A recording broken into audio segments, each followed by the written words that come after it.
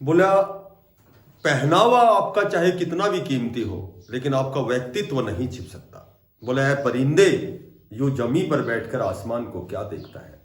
अपने पंखों को खोल जमाना सिर्फ उड़ान देखता है। नमस्कार प्यारे बच्चों, देखो छोटी छोटी कई अपडेट है, ठीक है। HKRM हरियाणा कौशल रोजगार निगम में एक तो जो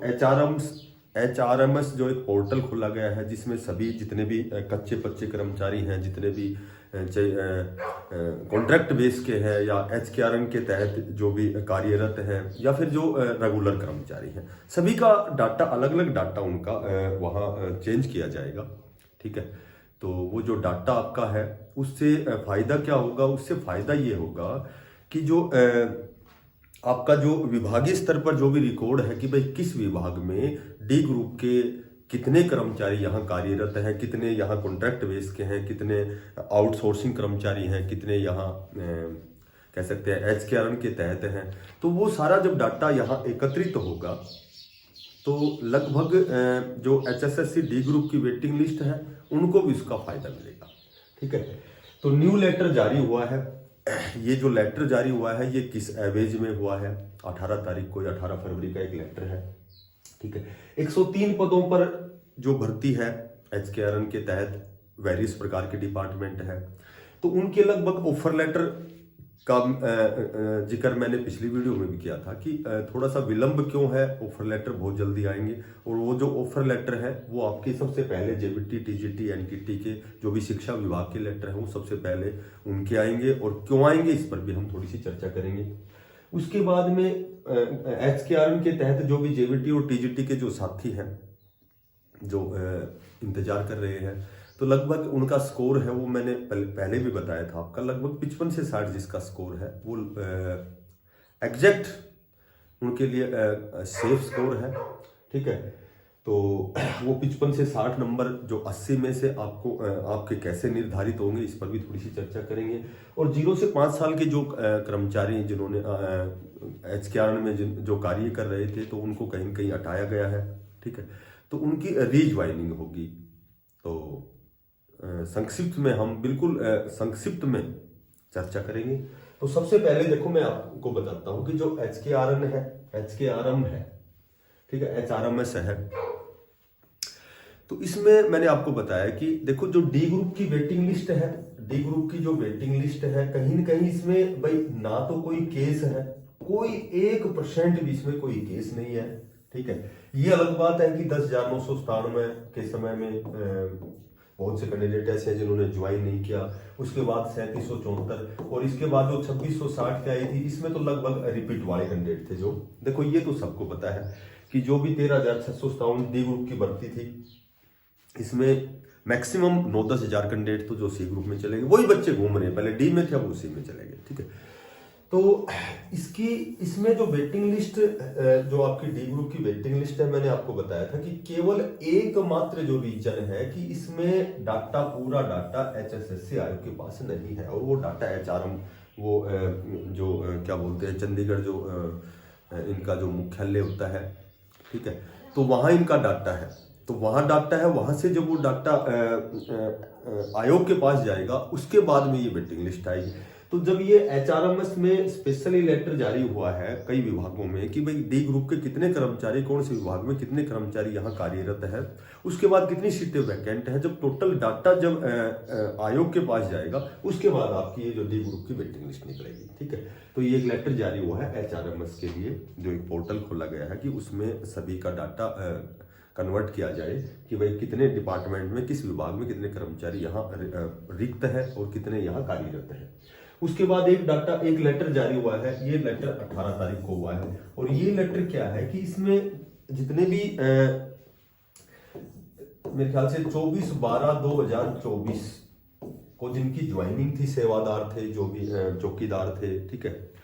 तो ये जो डी ग्रुप के कर्मचारी थे, वेरियस प्रकार के डिपार्टमेंट होते हैं डी ग्रुप में, तो इन कर्मचारियों को एक्सटेंड किया गया है, अवधि इनकी 1 साल के लिए बढ़ाई गई है, और ये अवधि इनकी कर दी गई है 23/12/2025 तक ये HKRM के तहत कार्यरत रहेंगे, कार्य करते रहेंगे। तो ये एक्सटेंड का लेटर है। तो एक्सटेंड का लेटर है तो कहीं न कहीं हमें 1 साल का समय मिला है, तो 1 साल का समय मिला तो बहुत लंबा समय होता है कि जरूर नहीं कि हमें 58 साल ही करनी है, पर 1 साल भी पर्याप्त होता है कि यदि आप किसी अच्छी दिशा में प्रयास कर रहे हैं, कोई रेगुलर भर्ती की तैयारी कर रहे हैं, तो कहीं न कहीं ये भी उनके लिए खुशी की बात है। बात करें कि 103 पदों पर जो आपके ऑफर लेटर आने वाले हैं, तो ये मैंने आपको पहले भी बताया था कि फिलहाल लगभग सर्वे पूरी हो चुकी है। एक सर्वे बची हुई है जो फिलहाल कंटिन्यू है, जारी है कि गाँव में जो जैसे कुछ एक ऐसे कैंडिडेट हैं, मैंने पिछली वीडियो में बताया था, कुछ एक ऐसे कैंडिडेट हैं, तो वो कैंडिडेट उन्होंने परिवार से अलग होकर अपना परिवार पहचान पत्र बनाया हुआ है, ठीक है, फैमिली आईडी। तो फैमिली आईडी जो बनाई हुई है तो एक स्पेशल उसमें मैंडेटरी की हुई है, एक बाध्यता है, एक कंडीशन है कि उनके पास बिजली का जो मीटर है, मीटर जो लगता है उसके नाम से होना चाहिए, तो ही वो कंसिडर होगा, जो ही उसकी जो फैमिली आईडी है वो कंसिडर होगी कि उसके नाम बिजली का मीटर है या नहीं है, ठीक है। तो यदि नहीं है तो उसकी जो फैमिली आईडी है उसको परिवार के साथ फिर मर्ज की जाएगी। तो वो जब पूरा वेरिफिकेशन हो जाएगी उसके बाद में आपकी जो सबसे पहले जो आपके ऑफर लेटर आएंगे वो जेबीटी के आएंगे, जेबीटी टीजीटी कह सकते हो, और एनटीटी के भी आएंगे, आंगनबाड़ी के भी कर्मचारी। नेक्स्ट जो सेशन आएगा तो जेबीटी के आएंगे। तो मैंने बताया है कि जिसके 55 नंबर बनते हैं वो लगभग अपने आप को 80 में से सेफ समझे, ठीक है। पॉलिसी में थोड़ा सा बदलाव चल रहा है, यदि पॉलिसी में संभव तो कुछ बदलाव होता है तो उसका एक अलग परिणाम होगा,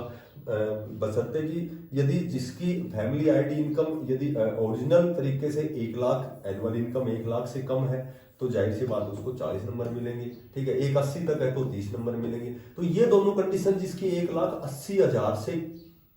कम है विद इन 1 ईयर यानी कि एनुअल इनकम, तो ये जो है इसके साथ ये भी सेफ है, ये भी सेफ है, प्लस इसके साथ जिसके पास हायर क्वालिफिकेशन है, जिसके पास एचटेट पास है, जो एचटेट पास है, ठीक है, हायर क्वालिफिकेशन है, तो इस तरह की जो कंडीशन जो पूरी करता है। एज का फैक्टर मैंने बताया था, थोड़ा सा हो सकता है कुछ बदलाव हो, लेकिन संभवतः जिस हिसाब की कंडीशन है तो इसमें यही है कि भाई 24 से 36 साल वाले को 10 नंबर मिलते हैं, ठीक है, और 36 से 42 वाले को 5 नंबर मिलते हैं। तो ये दोनों कंडीशन ही कामयाब है। यदि जिसको 5 नंबर मिलते हैं, ठीक है, तो उसको यदि ये 40 मिलते हैं, और जिसको 1,80,000 से कम है जिसको ये 10 नंबर एज के मिलते हैं, तो ये दोनों कंडीशन बराबर हो जाती है। तो कहने का मतलब ये है कि जिसके 1 लाख से कम है 40 नंबर, प्लस में एज के भी 10 नंबर है, वो तो श्योर एंड सर्टेन सिलेक्शन है। पर ये क्रॉस भी आप यदि इस कंडीशन को फुलफिल करते हैं कि 40 के साथ आपके पास 5 नंबर है एज के, और 30 के साथ आपके पास 10 नंबर है, तो दोनों कंडीशन लगभग बराबर है, प्लस आपके पास एचटेट होना चाहिए और हायर क्वालिफिकेशन है। तो 55-60 नंबर पहले आपके, जहां तक मुझे जानकारी है, पहले आपके जेबीटी के और टीजीटी के, पहले जेबीटी के आपके जो है ऑफर लेटर आएंगे, ठीक है। तो वो लगभग फरवरी लास्ट तक ये वेरिफिकेशन फैमिली आईडी की होने के बाद में तुरंत प्रभाव से आपके नए सेशन में तो आपकी ज्वाइनिंग होनी है, ठीक है। बात करें 0 से 5 साल वाली, तो 0 से 5 साल वाली भी ये जो स्पेशल कोर्ट का आदेश है कि इनको लगभग जो ये फरवरी 28 तारीख कोई तारीख दी गई है कि 28 तारीख तक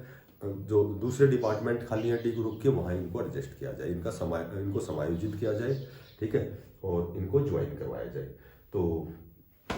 आज की यही अपडेट थी, लेटेस्ट अपडेट। जो भी 2 लेटर जारी हुए थे, एक तो एचआरएमएस को लेकर के और एक यो एक्सटेंड को लेकर के,